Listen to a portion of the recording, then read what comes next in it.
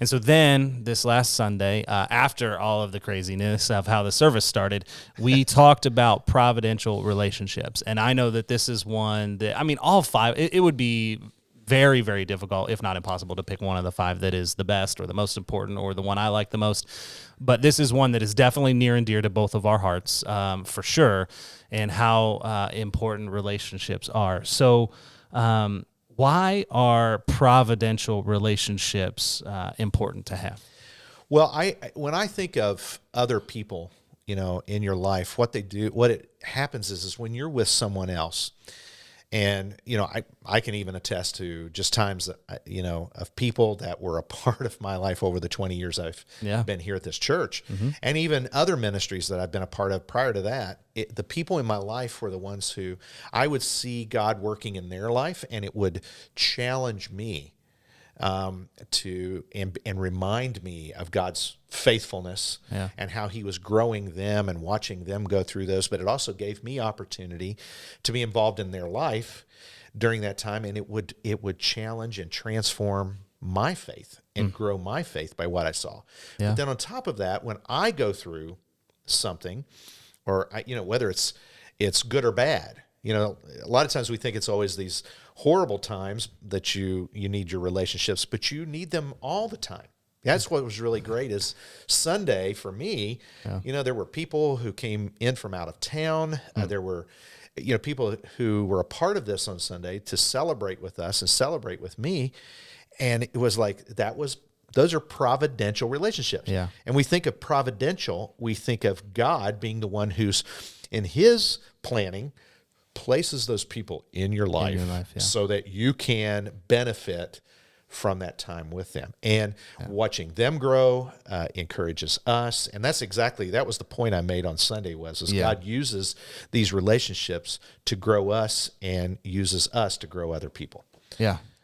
It's so important, and it definitely is. It's just a truth. If you have any relationships in your life like that, you already know this to be true. It's not. There's no question of that. And everything from being in a small group to maybe meet those people for the first time to actually just going through real life circumstances with somebody can create a bond that just didn't exist before.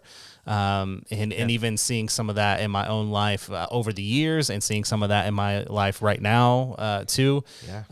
It's just it's funny how we're going to get to pivotal circumstances later, but how things like that can create a bond, or even revitalize a bond in a relationship that just hasn't, you haven't thought about for a long time. It's just, it's crazy cool to see that kind of stuff happen. Well, one thing that I mentioned, and I will even stress this, if you're thinking to yourself, I've been there, and that was why we use the concept of crazy things I heard at church as the title, because people every one of us, and I know you have, we've shared a little bit about this, but we've had people in our life that have hurt us, or they've walked out on us, people we depended on, or people that we thought were with us as friends and everything, and then they walk away from the relationship, and for whatever reason, number of reasons, but God can use even those times when a relationship comes to an end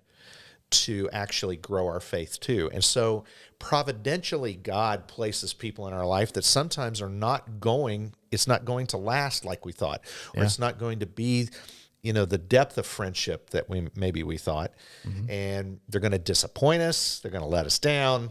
We're going to disappoint them. We're going to let them down. I mean, it will happen. And even in that, God uses those things to grow us.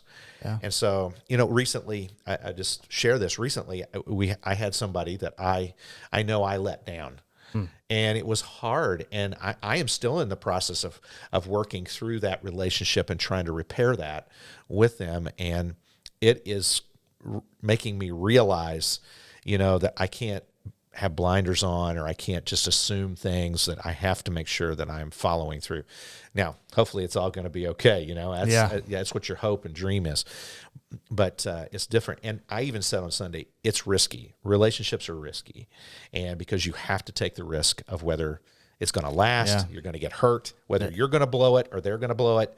But it's worth the risk to do it, because that's where your faith will grow, is in those relationships. Yeah, you're not wrong. It definitely is a risk. And I would imagine that just like anybody, there's probably lots of people watching or listening that can say, yeah, I've experienced a relationship that really helped me grow, and how important that was. There's probably also just about everybody watching or listening that can say, yeah, I've experienced a relationship that did not go particularly well. Man, it is a risk. It definitely is a risk. It's certainly a risk worth taking, but the one aspect of that, which you kind of already mentioned, that is sometimes a difficult hurdle to get over, is the idea that a temporary hurt could be for our ultimate good. Mm-hmm. That is so difficult to think about, and nobody wants to experience Nobody's that. signing up. Nobody is signing up for that. I'm going to get hurt in this. You're going to definitely get hurt. So sign up. You know? Sign up now. Nobody does that. Where's that registration list? I want on it. No, nobody wants to do that. But the cool thing, obviously, about God is that He's able to see all of that. I think the heartache for God is that He sees it and we don't, and so He has to watch us go through those pains and those hurts, when sometimes we even get mad at Him about it. If we have a relationship with Him, we're like, dude, you put this person in my life. Why'd you do this? And He knows where it's going to end up, and He has to, watch us go through that. I know that I believe about God that is hard for Him, but He knows it's for our good. Why it's the most important providential relationship in your life is the one you have with God. Yeah. See, and that really should be the measure against all of it. It should be the foundation for every relationship.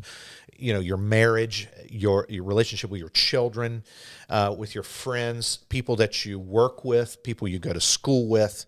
I see this so many times. We talk about, the classic, mean girls concept. Yeah. They're just out there waiting to devour the weak or whatever. And no matter what age you are, there are people who are just, they're like that. They're mean or whatever. And maybe even at times we are, because we want revenge, or we want to, vindicate ourselves for what we've gone through. But that's the beauty of it is that every bit of what we experience from other people hurting us, we've probably inflicted that back on God. And God has shown the really the evidence of the fact. He knew all of that before Jesus ever came to die in the first place, but He knew it was going to happen, and He still died for us. He still did it anyway. Offered it. And so, the whole idea of, when we were powerless, Christ died for us. Right. Yeah. Yeah.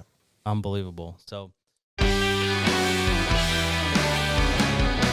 thanks for watching this clip from the Think On It podcast. If you would like to hear this episode in its entirety, check us out on Spotify, Google Podcasts, or Apple Podcasts, or just click on the link below to listen to the entire episode. Thanks again for watching, and see you next time.